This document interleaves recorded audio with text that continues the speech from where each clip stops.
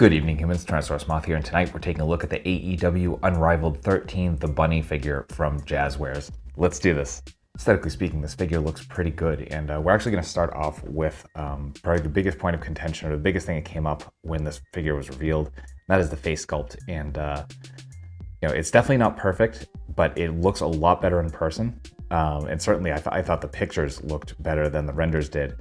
And I think really where it kind of misses a little bit is probably the paint, and I feel like we've seen that before with other AEW figures where like the sculpt is there but just wasn't really kind of brought to life as it needed to be in the paint department. So yeah, I definitely think it's a much more decent representation than we thought we were going to get. So there is that, but the rest of the figure is really nice here, because you got some really nice sculpt all around for all of the gear, as you can see. And then we've got nice paintwork as well, like probably some of the best in the line, especially when it comes to the pants. You know, the really nice gold, but that kind of snakeskin pattern with the black and the that olive drab all look very nice. Sculpt on the boots is very much on point. Love that we also get all of the eyelets painted as well. This is really good stuff all around there. And we even got the nails painted on the actual hands. So again, some really nice details all around, even if the face isn't, 100% perfect, but it is AEW, the AEW lines. And again, we've been kind of hit or miss there. And I think this is a lot better than it seemed like it was going to be. Nice and straightforward when it comes to accessories. So starting right off with hands, we get a couple of just open hands. Again, with the nails painted, which is a really nice touch. We don't always see hand details in the AEW figures. Then we get a pair of fists, and both of them have brass knucks. So that's pretty cool. Really love the shade of gold they went with here too. Very cleanly applied as well. Then we get her entrance mask. Really nicely sculpted. I mean, very basic, but I mean, they did a good job with it, just black and white paint. And then finally, we get her entrance jacket. And this is done very well. It doesn't look too bulky. Definitely looks a little bulky, but like any of these kind of rubberized jackets are going to have that look. But we get some really nice clean paint in terms of the silver. I got the zippers down here on the arms, pardon me. Then I get the bunny logo on the back with the ears that are knives. It's awesome. So yeah, really nice there. So that will do it for accessories. Articulation balance are definitely decent, though there are a couple of things to talk about. But right off the bat, we can get our freestanding kick. So awesome to see that we can get that pose. So there's that. Then the breakdown, we get the ball hinge for the head. Actually, you can kind of see it under the head sculpt there. So we can definitely look down. Can't really look up, but that's part of this hair sculpt. Obviously, we see that a lot. Got a tiny bit of tilt and a lot of rotation. You can see that head sculpt's also a little loose on the ball, unfortunately. We come to our shoulders and we're getting pretty much a Y pose. We do have a bicep swivel.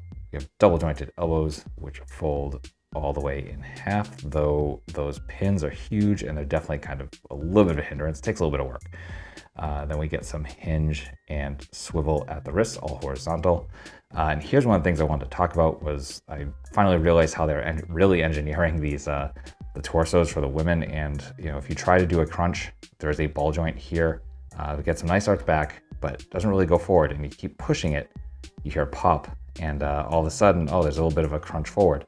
But the waist doesn't hold in place. So here we have this clip right here, and that actually holds onto the bottom of that barbell joint in the torso, which it really doesn't allow it to go forward, which is, I don't know. I can see from a kind of spatial perspective, why they would do that, but it definitely hinders the articulation. And I really wish they would do the ball joint at the hips or the waist as well, just like they do with the male figures. But it is what it is. And that being said, we do get a waist swivel. Waist swivel. Come to the hips, and not too bad. Not the best, but not too bad. Coming out almost splits. Our front kick is not quite 90, but still pretty good. We do get thigh swivel. Oh, mine's a little stuck. There we go. Thigh swivel. Double jointed knees coming up to here.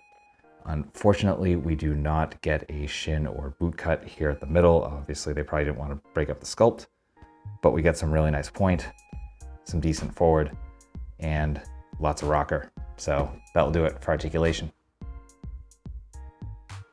Getting into size comparisons, here she is with the Butcher and the Blade, with some other AEW figures, with some other wrestling lines, with some Hasbro and some Mattel, with some imports, with some monsters.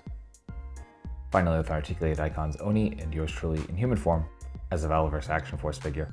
So my final thoughts on the AEW Unrivaled 13, the bunny figure from Jazwares, is that this is a pretty solid figure. Again, the likeness is a lot better in person than it is in the not reference photos, but in the rendering they did, and certainly in some of the pictures that the promo pictures, pardon me, that they put out.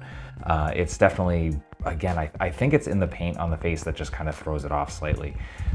So there is that, but other than that, like really solid all around.